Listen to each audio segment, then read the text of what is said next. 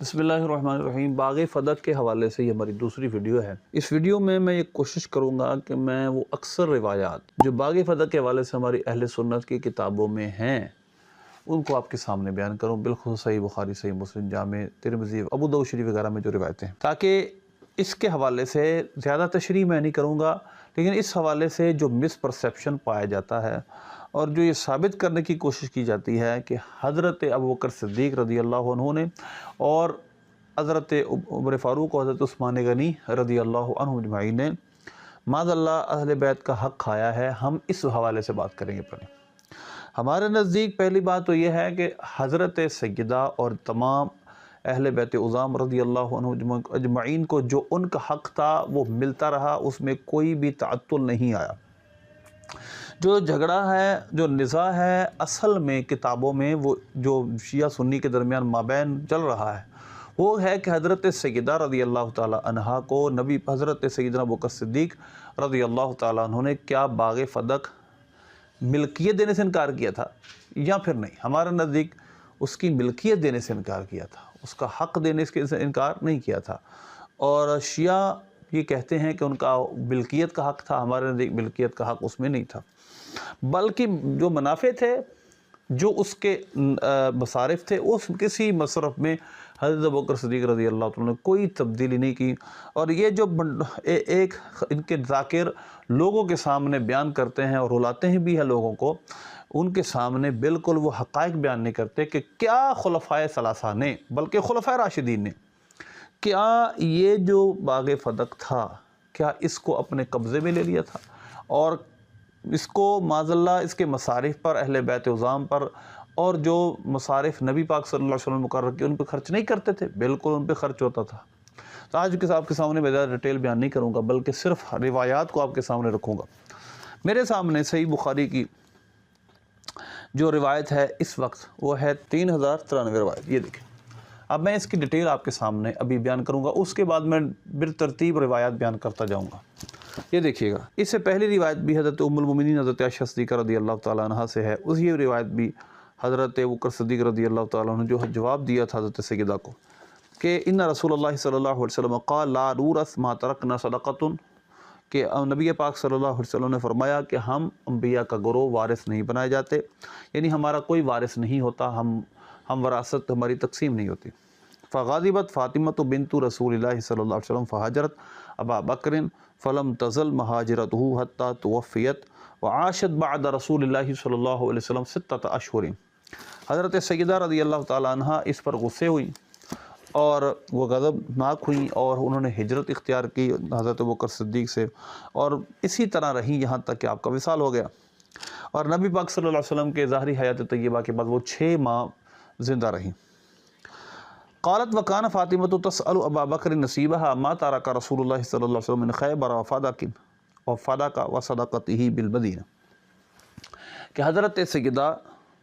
ابوبکر صدیق رضی اللہ تعالیٰ سے رسول پاک صلی اللہ علیہ وسلم نے جو خیبر اور فدق اور صدقات جو چھوڑے تھے اس میں سے اپنا حق مانگ رہی تھی، یعنی ان کو اپنے ملکیت میں لانے کا کہہ رہی تھی۔ فابا ابو بکر علیہ ذالک، اس پر حضرت ابوبکر صدیق انکار کرتے تھے۔ وقال لست تارکا شیئا کان رسول اللہ صلی اللہ علیہ وسلم یعمل به الا عملت به۔ یہ ہے قابل غور جملے کہ حضرت ابوبکر صدیق رضی اللہ تعالیٰ یہ کہتے تھے میں اس بات کو کبھی نہیں چھوڑ سکتا جس کو نبی پاک صلی اللہ علیہ وسلم نے اختیار کیا، جو سرکار اس صدقات کے بارے میں کرتے تھے میں وہی کروں گا۔ فإنی اخشى ان ترکت شیئا من امره ان ازیغ، مجھے ڈر ہے کہ اگر میں نے کچھ بھی اس میں سے چھوڑا تو میرا دل ٹیڑھا ہو جائے گا، میں ٹیڑھے پن پر چلا جاؤں گا۔ فاما صدقته بالمدینہ فدفعہ عمر الی ابن علی و عباس، جہاں تک جو مدینے کے صدقات ہیں، یہ وہ روایتیں جو بیان نہیں کی جاتی، آگے ان حصوں کو بیان نہیں کیا جاتا۔ جو مدینے کے صدقات تھے حضرت عمر رضی اللہ تعالیٰ نے حضرت علی و عباس رضی اللہ عنہما کو دے دیے تھے، یعنی ان کی تولیت، ان کی دیکھ بھال اور ان کا جو کچھ تھا وہ سب حضرت علی اور حضرت عباس رضی اللہ عنہما کو دے دیا تھا کہ وہ دیکھ بھال کریں گے۔ اب یہ جو حق کھانے کی باتیں کرنے والے ہیں یہ روایت آپ کو بیان کریں گے؟ قطعاً بیان نہیں کریں گے۔ فما خیبر و فدق فامسکہما عمر، جہاں خیبر اور فدق کی بات حضرت عمر نے اس کو روک لیا تھا۔ وقال ہما صدقۃ رسول اللہ صلی اللہ علیہ وسلم کانتا لحقوقہ التی تعروہ و نوائبہ، وَأَمْرُهُمَا إِلَى مَنْ وَلِيَ الْأَمْرِ، اور جہاں تک صدقات کی بات ہے، جو خیبر اور فتح کے صدقات ہیں، وہ جو رسول پاک صلی اللہ علیہ وسلم کے بعد والی بنے گا اس کے سپرد ہوں گے، وہ سرکار کا صدقہ ہے، اس کے حقوق، اس کے خراجات وہی ہوں گے جو سرکار کے ہوں گے، وہ مسلمانوں کے کاموں میں صرف ہوگا۔ اس کے بعد فَهُمَا عَلَى ذَلِكَ إِلَى الْيَوْمِ، اور وہ آج تک ویسے ہی ہے، یعنی حضرت عائشہ صدیقہ رضی اللہ تعالیٰ عنہ جو راوی ہیں ان روایات کی، وہ کہتی ہیں آج تک وہ ویسے ہی چل رہا ہے، اس میں کوئی تبدیلی نہیں ہوئی، جس طرح رسول پاک صلی اللہ علیہ وسلم نے شروع کیا تھا، جو آپ سارے جن چیزوں کو خرچ کرتے تھے خلفائے اربعہ نے انہی پہ خرچ کیا۔ اب یہاں پر جو غیبت اور حجرت کے لفظ ہیں، اس پر ذرا تشریح طلب لفظ ہیں، اس پر ہم ویڈیو مستقل بنائیں گے، لیکن غیبت پہ پہلی بات یہ ہے کہ یہ جو لفظ ہیں، یہ جو راوی ہیں، یہ ان کا اپنا گمان ہے، شہاب زہری، کیونکہ کسی کے غضبناک ہونے کا پتہ جب تک وہ خود نہ کہے، خود جملے استعمال نہ کرے، اس وقت تک نہیں چل سکتا۔ حضرت سیدہ رضی اللہ تعالیٰ عنہ کا ایک جملہ سنگل سنٹنس بھی کسی سماری سنی کتاب سے ثابت نہیں ہے جو صحیح سند سے ہو کہ آپ نے ایک جملہ حضرت ابوبکر صدیق رضی اللہ تعالیٰ کے خلاف کہا ہو۔ اور دوسری بات حجرت، اس پر بھی کہتے ہیں انہوں نے بالکل چھوڑ دیا تھا۔ وہ بھائی بات سنیں، اس معاملے میں بعض نے کہا اس معاملے میں حضرت ابوبکر صدیق رضی اللہ تعالیٰ عنہ سے انہوں نے بات نہیں کی۔ اور دوسری بات یہ ہے کہ بار بار حضرت ابوبکر صدیق حضرت سیدہ رضی اللہ تعالیٰ عنہ کے ہیں نامحرم، تو یہ سوال ہی پیدا نہیں ہوتا کہ سیدہ بار بار ان کے پاس جائیں گی، جو ان کے پاس جو ان کا کام تھا وہ کرنے گئی تھی، اور بس۔ اور روایت یہ بھی ہے کہ کسی کو بھیجا تھا، یہ صحیح بخاری میں روایتیں آپ کے سامنے بیان کروں گا۔ تو لہذا حجرت اور غیبت کے لفظ پر جو اعتراضات ہیں، اس پر روایتاً اور درایتاً دونوں طرح غور و فکر کی ضرورت ہے۔ صحیح بخاری میں آ جانا یہ کافی نہیں ہوتا کسی روایت کے لیے، یہ ایسے ہی ہے جس طرح بہت معتبر فارمیسی کی دکان ہو، فارمیسی ہو، آپ اس کے اندر جائیں، سب اچھی دکان وہاں پر پرائز پہ اور اچھی ادویات لگی ہیں، لیکن اس دوائی کا استعمال، اس دوائی میں مضر اور اچھے اثرات کیا ہیں، یہ ڈاکٹر بتائے گا۔ تو اسی طرح حدیث کی کسی کتاب میں حدیث آ جائے، یہ دوسری بات ہے، اور اس کی روایت اور درایت کے اعتبار سے اس کا فہم کہ روایت کیسی ہے، اس کی درایت کہا گیا ہے، اس کو عقل و فہم انسان اس کا حاصل کرے، یہ دوسری بات۔ تو لہذا میں نے غضب کے حوالے سے دوسری بات، جو غضب کے حوالے سے یہ کلام کرتے ہیں، کفر تک ثابت کرتے ہیں، اس پر میں مستقل ویڈیو بناؤں گا کہ من ابغادانی، یہ جو لفظ ہیں حدیث پاک میں علیہ السلام، یہ کس کے بارے میں کہے تھے، یہ کب شان ورود اس کا کیا ہے، انشاءاللہ اس پر تفصیلی بات کروں گا۔ اور ان لوگوں نے جو نام نہاد سنی اور بنے ہوئے ہیں شیعہ کے لوگ ہیں، وہ اور جو رافضی ہیں، وہ اس کے بارے میں اور حسن اللہ یاری کیا کہتے ہیں، اس کا جواب انشاءاللہ میں دوں گا۔ لیکن ہم آگے چلتے ہیں، اس سے اگلی روایت آپ دیکھیں، اور روایت نمبر ہے 3094۔ دیکھیے گا، حضرت سیدنا، اور یہ صحیح مسلم میں بھی ہے اور یہاں بھی ہے، حضرت سیدنا عمر فاروق رضی اللہ تعالیٰ کی یہ روایت ہے۔ اس کا خلاصہ یہ ہے کہ حضرت مالک بن اوس رضی اللہ عنہ روایت کرتے ہیں کہ انہوں نے کچھ صدقات تھے جو کہ حضرت عمر نے مجھے دیے تھے اور اپنی قوم کو تقسیم کرنے کے لیے دیے تھے، تو میں تقسیم کرنے کے لیے مجھے آپ نے فورس کیا، جاؤ۔ چنانچہ اس کے بعد کہتے ہیں کہ میں جب آپ کی بارگاہ میں آیا تو آپ بیٹھے ہوئے تھے ایک پلنگ پر، ایک جگہ تشریف فرما تھے۔ اس کے بعد تھوڑی دیر گزری، آپ نے فرمایا انہ قادم الینا من اقوامک اہل ابیات، تو آپ نے فرمایا کہ تمہاری قوم کے کچھ لوگ میرے پاس آئے تھے، میں نے کچھ صدقہ ان کو کچھ تقسیم کرنے کا دیا، جاؤ کہ تقسیم کر دو۔ پھر وہ بات لمبی ہے۔ اس کے بعد کہتے ہیں فَبَيْنَمَا أَنَا جَالِسٌ عِنْدَهُ أَتَاهُ حَاجِبُهُ یرفع، آپ کے حاجب یعنی دربان وہ آئے جس کا نام تھا یرفع نامی آئے۔ اب وہ کہنے لگے کہ آپ کی بارگاہ میں اجازت چاہتے ہیں۔ کون کون؟ حضرت سیدنا عثمان غنی، حضرت عبد الرحمن بن عوف، زبیر اور حضرت سعد بن ابی وقاص، یستأذنون، یہ آپ سے اجازت طلب کر رہے ہیں۔ قال نعم، فرمایا ہاں۔ فأذن لهم فدخلوا فسلموا وجلسوا، آئے انہوں نے سلام کیا، بیٹھ گئے۔ ثم جلس یرفع یسیرا، پھر تھوڑی دیر یرفع جو آپ کے حاجب تھے، دربان تھے، وہ بیٹھے۔ ثم قال هل لك في علی و عباس، پھر انہوں نے کہا حضرت علی اور عباس رضی اللہ عنہما کے بارے میں بھی آپ کا کوئی بات پہلے ہوئی ہے، ان سے کوئی آپ کی میٹنگ سیٹ ہوئی ہے؟ قال نعم، کہا بالکل۔ فأذن لهم فدخل فسلم وجلس، وہ آئے اور انہوں نے آپ کی بارگاہ میں داخل ہوئے، سلام کیا، بیٹھ گئے۔ قال عباس یا امیر المؤمنین اقضی بینی وبین هذا وهما يختصمان فيما افاء الله على رسوله من مال بني نضیر، حضرت عباس اور حضرت علی رضی اللہ عنہما کے درمیان کچھ اختلاف تھا مال فے کے بارے میں، جس کا ذکر میں نے پچھلی ویڈیو میں کیا، اس کی تعریف وغیرہ۔ بنو نضیر کے بال کے بارے میں ان کا آپس پہ کوئی اختلاف تھا۔ اب حضرت عباس کہنے لگے ہمارا ان کے درمیان فیصلہ کر دیں۔ فقال عمر تائیدکم انشدکم باللہ الذی باذنہ تقوم السماء والارض۔ ہم نے فرمایا ذرا ٹھہریے، ذرا بات اللہ کی قسم دے کر تم سے پوچھتا ہوں۔ تمام حاضرین سے کہا کیا تم نہیں جانتے وہ جس کے حکم سے زمین و آسمان قائم ہے، کیا تم نہیں جانتے؟ رسول اللہ صلی اللہ علیہ وسلم نے فرمایا لا نورث ما ترکنا صدقۃ، ہم وارث نہیں بنائے جاتے، یعنی ہمارا کوئی وارث نہیں ہوتا، ہم جو چھوڑتے ہیں وہ صدقہ ہوتا ہے۔ یرید رسول اللہ صلی اللہ علیہ وسلم نفسہ، اس سے مراد سرکار کا اپنی ذات مبارکہ تھی۔ قال رحت قد قال ذلك، اس سارے گروہ نے کہا بالکل حضور نے ایسا کہا۔ فاقبل عمر على علی وعباس رضی اللہ عنہما فقال انشدکم اللہ اتعلمان ان رسول اللہ صلی اللہ علیہ وسلم قال ذلك، کیا آپ اللہ کی قسم دے کر تم دونوں سے پوچھتا ہوں، علی و عباس رضی اللہ عنہما، کیا سرکار نے یہ نہیں فرمایا؟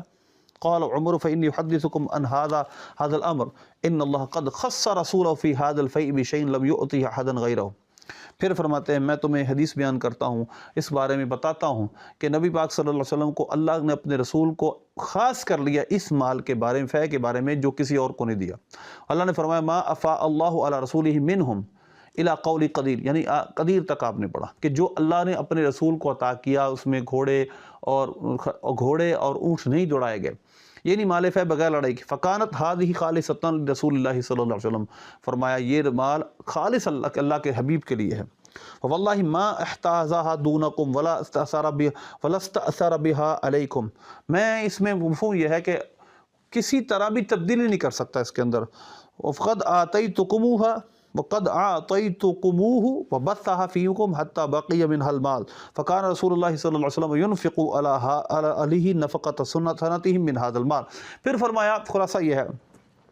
کہ نبی پاک صلی اللہ علیہ وسلم اس مال میں سے، مال فے میں سے اپنے گھر کا ایک سال کا خرچہ کرتے تھے۔ ثم یاخذ ما بقی، پھر جو باقی بچتا اس کو لیتے، فیجعل ما جعل مال اللہ فعمل رسول اللہ صلی اللہ علیہ وسلم بذلک حیاتہ، پھر اللہ کے یعنی اللہ کی جگہوں میں صدقات، یعنی اس کو جو اللہ کی وقف کی چیزیں ہیں ان میں خرچ کیا کرتے تھے۔ جہاد کے اندر اس کی تفصیل آ رہی کہاں کہاں خرچ کرتے تھے۔ اس کے بعد فرماتے انشدکم باللہ هل تعلمون ذلك، فرمایا قسم دیتا ہوں تم کو یہ ایسا نہیں تھا۔ قالوا نعم، سب نے کہا بالکل۔ ثم قال علی وعباس انشدکم اللہ هل تعلمان ذلك، کہ میں تم کو قسم دیتا ہوں علی عباس کیا ایسا نہیں تھا؟ دونوں نے فرمایا بالکل تھا۔ قال عمر ثم توفى اللہ نبیہ فقال ابو بکر، پھر نبی پاک صلی اللہ علیہ وسلم کو اللہ نے اپنے پاس بلا لیا اور حضرت ابو بکر صدیق خلیفہ بن گئے اور کہا میں رسول پاک صلی اللہ علیہ وسلم کا نائب ہوں۔ فقبض ابو بکر فعمل فیہا بما عمل رسول اللہ صلی اللہ علیہ وسلم، اور پھر اس پر قبضہ کر کے حضرت ابو بکر صدیق رضی اللہ تعالیٰ نے وہی کام کیا جو رسول پاک صلی اللہ علیہ وسلم کرتے تھے۔ اب یہاں پر قابل غور جملے ہیں عمل رسول اللہ صلی اللہ علیہ وسلم، جو سرکار نے کیا حضرت ابو بکر صدیق اسی طرح کرتے رہے، فرق کوئی نہیں آیا۔ اس کے بعد حضرت عمر رضی اللہ تعالیٰ نے فرمایا واللہ یعلم انہ فیہا لصادق بار راشد تابع للحق، اللہ جانتا ہے کہ حضرت ابو بکر صدیق اس کے بارے میں سچے بھی تھے، وہ نیک بھی تھے، وہ ہدایت یافتہ بھی تھے، وہ حق کی اتباع کرنے والے بھی تھے۔ ثم توفى اللہ ابا بکر فکنت انا ولی ابی بکر، حضرت ابو بکر صدیق وصال کر گئے اور میں ان کا پھر نائب بنا۔ فقبضتها سنتین من امارتی اعمل فیہا بما عمل رسول اللہ صلی اللہ علیہ وسلم، میں نے اس پہ قبضہ کیا اور میں اسی طرح کرتا رہا جس طرح رسول پاک صلی اللہ علیہ وسلم اور حضرت ابو بکر صدیق کرتے رہے، اور اللہ جانتا ہے کہ میں اس بارے میں سچا ہوں، صادق بار راشد تابع للحق، میں سچا ہوں، میں اس کے بارے میں وہی راہ ہدایت پر ہوں، میں نے کوئی کام یعنی مطلب اس مصرف میں سے کوئی غلط استعمال نہیں کیا۔ ثم جئتمونی تکلمانی وکلمتکما واحدۃ وامرکما واحد، پھر تم میرے پاس آئے دونوں اور آپ دونوں مجھ سے کلام کرنے لگے، اور آپ دونوں کا کلام ایک ہے اور معاملہ بھی ایک ہے۔ جئتنی یا عباس تسأل نصیبک من ابن اخیک وجاءنی ھذا یرید علی یرید نصیب امرأتہ من ابیہا، یہ تم اے حضرت عباس آپ میرے پاس آئے ہیں، اسی میں سے حصہ مانگ رہے ہیں اپنا، اور حضرت علی ہیں یہ اپنی زوجہ کا یعنی حضرت سیدہ کا حصہ مانگ رہے ہیں، مجھ سے طلب کر رہے ہیں۔ اس کے بعد کہنے لگے کہ رسول پاک صلی اللہ علیہ وسلم نے فرمایا میں تم دونوں سے کہتا ہوں فقلت لکما ان رسول اللہ صلی اللہ علیہ وسلم قال، کہ میں تم دونوں سے کہتا ہوں، رسول پاک صلی اللہ علیہ وسلم نے فرمایا لا نورث ما ترکنا صدقۃ، ہم انبیاء کا گروہ کا وارث کوئی نہیں ہوتا، اور جو ہم چھوڑتے ہیں صدقہ ہوتا۔ فلما بدا علی ان ادفع الیکم قلت ان شئتم دفعتکم الیہما، اگر تم چاہو، فرمایا کہ میرے لیے ظاہر ہوا کہ میں تم کو یہ دے دوں، لیکن اس شرط پر دوں، ملکیت نہیں دوں گا، پھر بھی تصرف دوں گا، اور تصرف بھی اس بنیاد پر جو کہ پہلے سے چلا رہا، تو میں دوں تم کو کہ تم مجھ سے وعدہ کرو ان علیکم ما عہد اللہ و میثاقہ لتعملان فیہا بما عمل فیہا رسول اللہ صلی اللہ علیہ وسلم، کہ اے علی عباس رضی اللہ عنہما، آپ دونوں اس میں اسی طرح کا عمل کریں گے، اس سارے صدقات میں جو آپ کے جن کا مطالبہ کر رہے ہیں، صدق ہو یا جتنے اور کہ جو رسول پاک صلی اللہ علیہ وسلم اور ابو بکر صدیق کیا کرتے تھے۔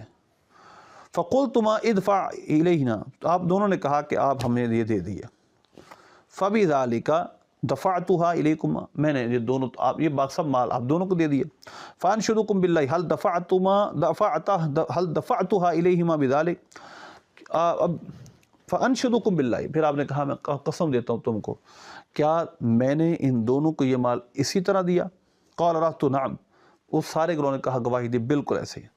ثم اقبل علی و عباس، پھر آپ نے حضرت علی و عباس کی طرف توجہ کی اور کہا میں نے آپ کو کہا تھا کہ رسول پاک صلی اللہ علیہ وسلم اور ابو بکر جس طرح کرتے رہے تم آپ اسی طرح کریں گے؟ قال نعم،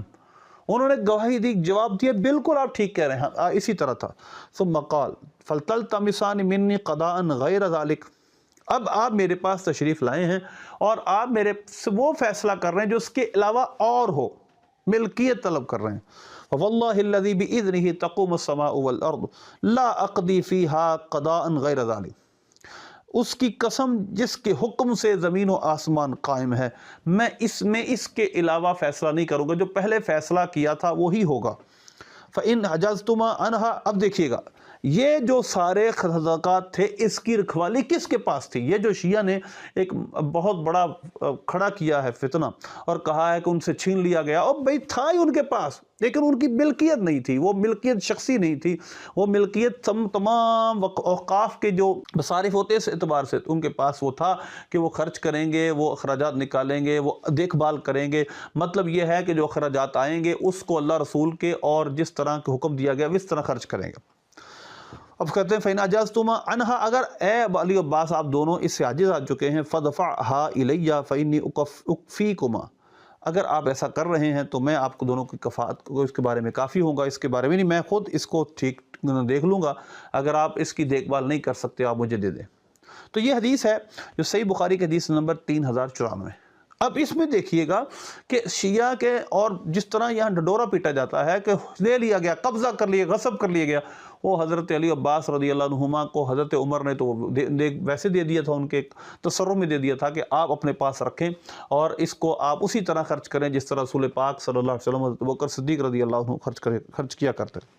اگلی حدیث میں آپ کے سامنے جو بیان کروں گا یہ حدیث نمبر ہے 3096۔ حضرت سیدنا ابو ہریرہ رضی اللہ تعالیٰ سے حدیث کے راوی ہیں، نبی پاک صلی اللہ علیہ وسلم نے فرمایا لا یقتسم ورثتی دینارا، یہ دوسرے راوی ہیں، اب اس پر میں ڈیٹیل ویڈیو بناؤں گا کہ اس کے راوی کون کون ہیں، لیکن اس صحیح بخاری میں حدیث ہے، میں آپ کو کہہ رہا ہوں نا کہ انہوں نے پوری حدیث کبھی آپ کو سنائی نہیں ہے، صحیح بخاری میں لکھا ہے تو آپ ساری بیان کریں نا کہ وہ کس طرح خلفائے راشدین اس بارے میں کرتے رہے اور ان کی دلیل کیا تھی۔ لا یقتسم ورثتی دینارا، ہمارا ورثہ دینار کی صورت میں جو ہوتا ہے وہ تقسیم نہیں ہوتا۔ ما ترکت بعد نفقت نسائی ومونت عاملی فهو صدقۃ، جو میری عورتوں کے ازواج مطہرات کے نفقے کے بعد، خرچ کے بعد بچے گا، میں جو چھوڑوں گا، اور میرے عامل کے مونہ یعنی اس کی جو محنت، اس کا جو خرچہ ہوگا، اس کے بعد جو چھوٹے گا، فهو صدقۃ، وہ صدقہ ہے۔ یعنی یہ سٹینڈرڈ رول ہے کہ وہ جو سرکار صلی اللہ علیہ وسلم کے جو اخراجات گھر کے نکلیں گے، جو عاملین کے اخراجات نکلیں گے، اس کے بعد جو بچے گا وہ سب صدقہ ہے۔ حدیث نمبر 3711 اور 12 نمبر، حضرت عائشہ صدیقہ رضی اللہ تعالی عنہا سے وہی روایت جو پہلے بیان کرتے ہیں، لیکن اس سے اگلی روایت دیکھیں 12۔ نبی پاک صلی اللہ علیہ وسلم کا قول حضرت ابوبکر صدیق نے بیان کیا، لا نورث ما ترکنا فهو صدقۃ، کہ ہم انبیاء کا گروہ وارث نہیں بناتے، جو چھوڑتے ہیں وہ صدقہ ہوتا ہے۔ اب ذرا غور کیجئے گا، اس سے آگے چلے ذرا۔ اب کیا حضرات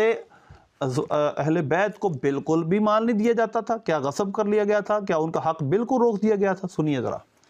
آگے حدیث سنیے۔ انما یاکل آل محمد من ھذا المال، آل محمد اس میں سے لیتے ہیں، یعنی اس میں سے جو مال وہ ان کے حصے میں آتا ہے۔ لیس لہم ان یزیدوا علی الماکل، وہ اس کھانے سے زیادہ نہیں لے سکتے، یعنی جتنا ان کے حصے میں مقرر پہلے کیا گیا تھا وہی رہے گا۔ وَإِنِّي وَاللَّهِ لَا أُغَيِّرُ شَيْئًا مِّن صَدَقَاتِ رَسُولِ اللَّهِ صلی اللہ علیہ وسلم الَّتِي كَانَتْ عَلَيْهَا فِي عَهْدِ النَّبِيِّ صلی اللہ علیہ وسلم، کہ میں اس کو اللہ کی قسم نہیں بدل سکتا جس کو نبی پاک صلی اللہ علیہ وسلم کے جو صدقات سرکار کے عہد مبارکہ میں ظاہریات طیبہ تھے جس طرح تھے اسی طرح رہنے دوں گا۔ وَلَعَامَلَنَّ فِيهَا بِمَا عَمِلَ فِيهَا رسول اللہ صلی اللہ علیہ وسلم، اور سرکار صلی اللہ علیہ وسلم جو اس میں عمل کرتے رہے میں وہی کروں گا۔ فتشہد علی، حضرت علی نے اشہد اللہ الہ الا پڑھا، تشہد پڑھا حضرت علی نے۔ ثم قال، پھر کہا، ذرا غور کیجئے گا مولا علی کی یہ فرمان، یہ مولا علی کا یہ فرمان یہ کیوں نہیں سناتے؟ یاسین قادری، فضل ہمدرد، یہ سارے جو سنی بنے ہوئے ہیں لیکن دراصل شیعہ ہیں، اور شیعہ بھی اس حدیث کو کیوں نہیں سناتے کہ مولا علی نے تشہد پڑھا، کہا قد عرفنا یا ابا بکر فضیلتک، اے ابو بکر ہم جان چکے آپ کی فضیلت کو۔ وَذَكَرَ قَرَابَتَهُم مِّن رَّسُولِ اللَّهِ صلی اللہ علیہ وسلم حَقَّهُم فَتَكَلَّمَ أَبُو بَكْرٍ، اور ان کو رسول پاک صلی اللہ علیہ وسلم کی قرابت یاد دلائی اور ان کا حق یاد دلایا۔ حضرت ابوبکر صدیق رضی اللہ تعالیٰ نے فرمایا فَوَالَّذِي نَفْسِي بِيَدِهِ لَقَرَابَةُ رَسُولِ اللَّهِ صلی اللہ علیہ وسلم أَحَبَّ إِلَيَّ أَنْ أَصِلَ مِنْ قَرَابَتِهِ، اس کی قسم جس کے قبضہ قدرت میں میری جان ہے کہ مجھے رسول پاک کی قرابت اپنی قرابت سے ان کے رشتہ دار اپنے رشتہ داروں سے زیادہ محبوب ہیں۔ تو لہذا حضرت سیدہ رضی اللہ تعالی عنہا کو جو حق نہ دینے کی بات ہے اور جس انداز سے اس کو بیان کیا جاتا ہے وہ بالکل بھی کسی طرح بھی قابل قبول نہیں، اور اس پر مزید روایتیں کیا میں آپ کے سامنے بیان کرتا ہوں۔ اس کے بعد ایک اور حدیث جو طویل حدیث ہے، اس کا میں کافی سارا حصہ پہلے بیان کر چکا ہوں، لیکن کچھ حصہ 4240 نمبر روایت کا میں آپ کے سامنے بیان کروں گا۔ فلما توفیت استنکر علی وجوہ الناس فلتمس مصالحۃ ابی بکر، حضرت سیدہ رضی اللہ تعالیٰ عنہ جب اسحال کر گئیں تو حضرت علی المرتضیٰ رضی اللہ تعالیٰ عنہ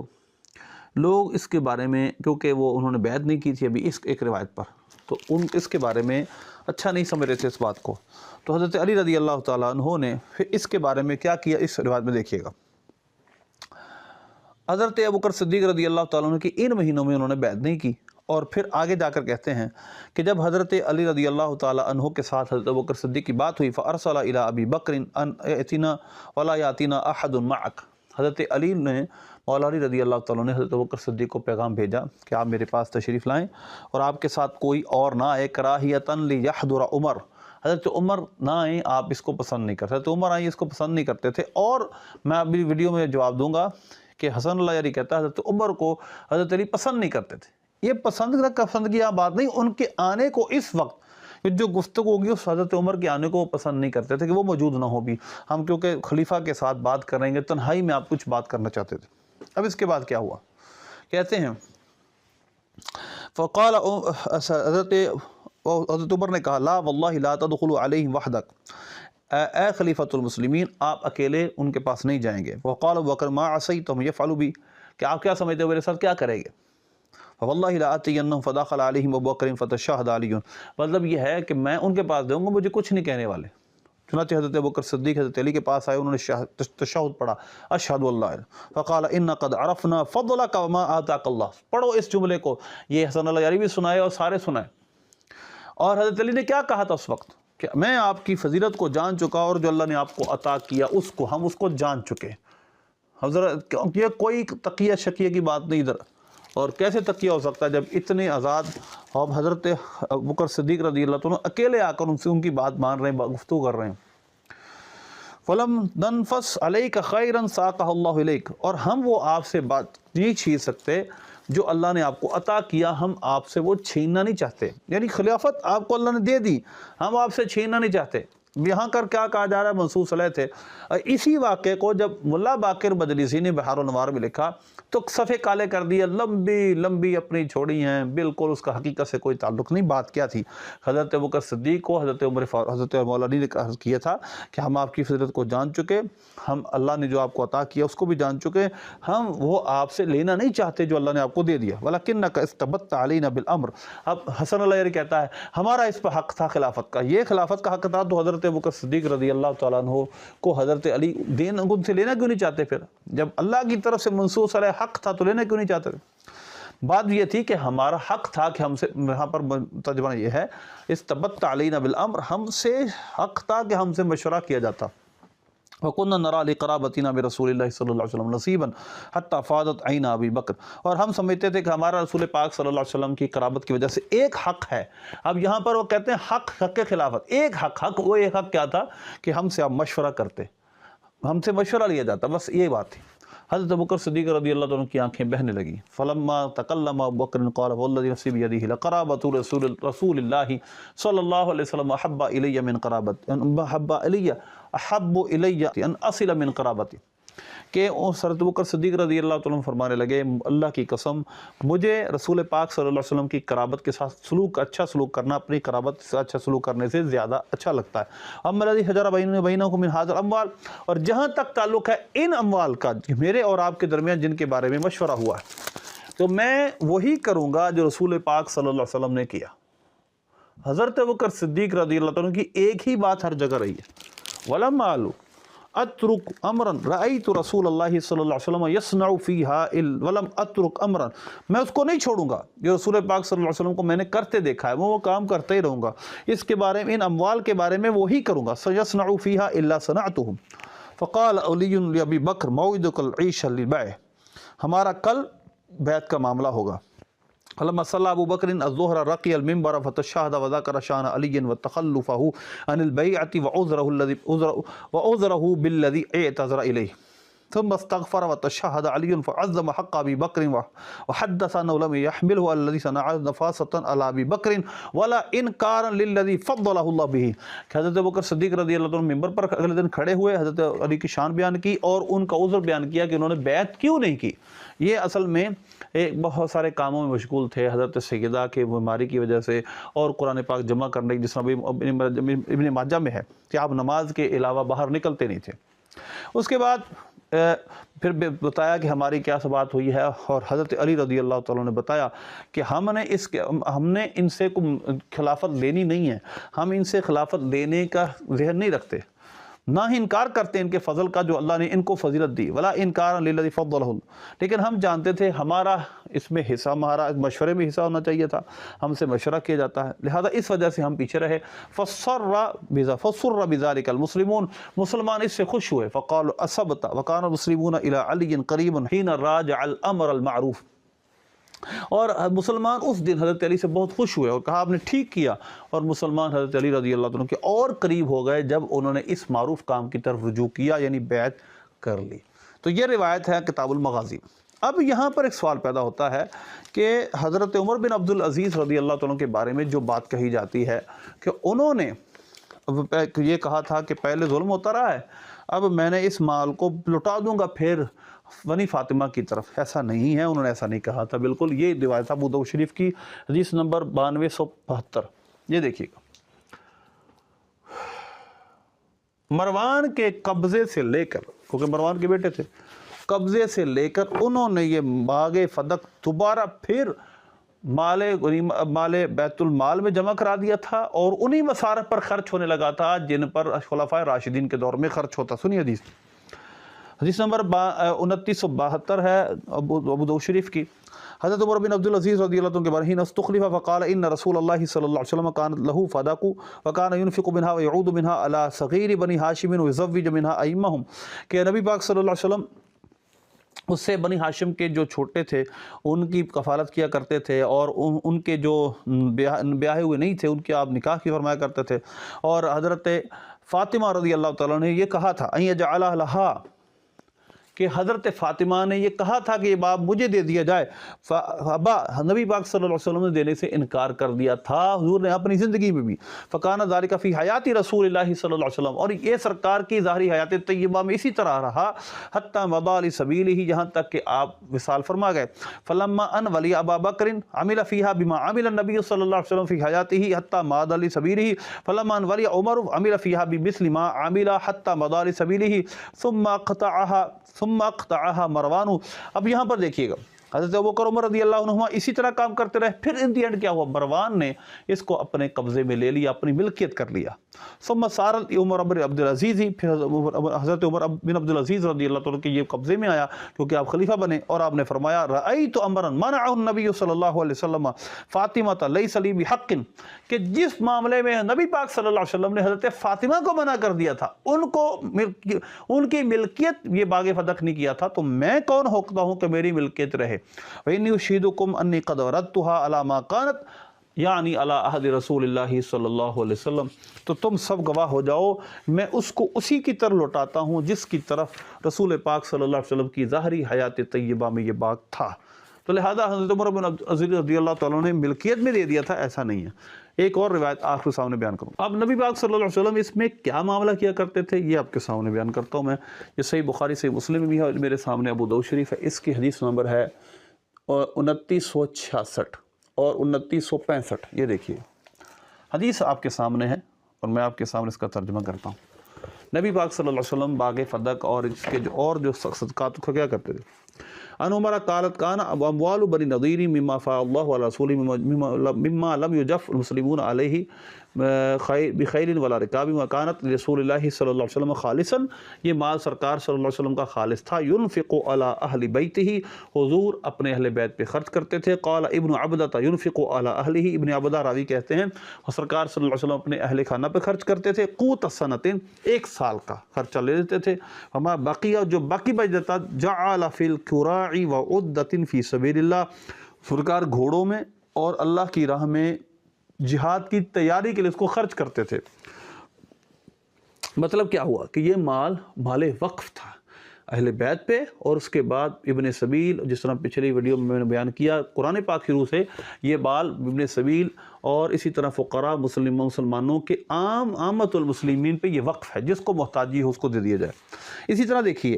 یہ حدیث نمبر ہے ابو داؤد شریف کی 2967، یہ روایت کہ نبی پاک صلی اللہ علیہ وسلم اس مال فے کا کیا کرتے تھے، کیونکہ فدق بھی فے ہے۔ دیکھیے مالک بن اوس بن حدثان فرماتے ہیں کانا فیما احتج بہ عمر، حضرت عمر رضی اللہ تعالیٰ عنہ جس سے دلیل پکڑی تھی، انہو قال کانت لرسول اللہ صلی اللہ علیہ وسلم 3 صفایا، نبی پاک صلی اللہ علیہ وسلم کے 3 مال تھے جو آپ کے لیے خاص تھے، اور ان میں سے ایک بنو نضیر و خیبر و فدق، بنو نضیر تھا ان کا مال تھا، خیبر کا مال تھا، اور فدق۔ اما بنو نضیر فکانت حبسا لنوائبہ، اور جہاں تک تعلق ہے بنو نضیر کے مال کا، نبی پاک صلی اللہ علیہ وسلم کے حاجتوں اور آپ کے ساتھ جو معاملہ تھے اس کے ساتھ خاص تھا۔ وما فدق فکانت حبسا لابناء السبیل، جو فدق تھا وہ مسافرین کے لیے وقف تھا۔ وما خیبر فجزاها رسول اللہ صلی اللہ علیہ وسلم 3 اجزاء، اور خیبر کے مال کے سرکار 3 حصے کیا کرتے تھے، جزءین بین المسلمین جزء نفقۃ اہلہ، ایک سرکار صلی اللہ علیہ وسلم مسلمانوں کے لیے اس کا حصہ کر لیتے اور ایک جز کرتے تھے اپنے گھر والوں کے لیے، جزءاً لنفقۃ اہلہ، ایک اپنے گھر والوں کا خرچہ نکال لیتے تھے۔ وما فضل عن نفقۃ اہلہ جعلہ بین فقراء المہاجرین، اور جو باقی بچتا وہ فقراء مہاجرین کے درمیان تقسیم فرما دیتے۔ یہ ہے مصارف اس باغ فدق کے۔ حدیث نمبر دیکھیں، حدیث نمبر 2968 ہے، اور اس میں بھی میں جو بیان کر چکا ہوں وہ پہلے بیان ہو چکا ہے، لہذا میں نے یہ روایتیں آپ کے سامنے کچھ بیان کی ہیں تاکہ اس کو سمجھا جائے کہ باغ فدق کے حوالے سے جو معاملات وہ حدیثوں میں ہیں کیا۔ یہ جو خلفاء راشدین پر تان کیا جاتا ہے، بالخصوص پہلے 3 خلفاء پر، کہ انہوں نے یہ مال کسب کر لیا تھا، اپنے پاس رکھ لیا تھا، تو یہ بالکل حقیقت سے منافی ہے۔ انہوں نے اپنی ذاتی جگہ کسی خلیفہ راشد نے اس کو نہیں بنایا۔ مروان نے اپنے دور میں اس مال کو اپنی ملکیت بنا لیا تھا، تو لہذا عمر بن अब्दुल अजीज़ रज़ी अल्लाह तआला निकाल कर फिर दोबारा फिर उसको पिछले मसारे पर यानी अहले बैत उज़ाम और बाकी मसारे पर इसको खर्च करना शुरू किया। ये रिवायत का खुलासा है। तो लिहाजा इस वजह से सबसे समझने वाली बात यह है कि इसको बयान करने के लिए जो बयान किया जाता है जिस तरीके से, वो तरीका यह है कि माज़अल्लाह तीनों खुलफा वो माज़अल्लाह गासिब थे, उन्होंने मस का माल खाया, हक खाया, ऐसा कुछ नहीं रिवायतों में मिलता। इंशाअल्लाह मज़ीद वीडियो में हम इस पर मज़ीद जो कलाम है वो करेंगे। यूसीकुमुल्लाहु फ़ी औलादिकुम ला नूरसु, इस हदीस पर कलाम होगा। जो भी कलाम इंशाअल्लाह एक एक वीडियो में इसको करेंगे। अल्लाह हमें अमल की तौफ़ीक़ अता फ़रमाए।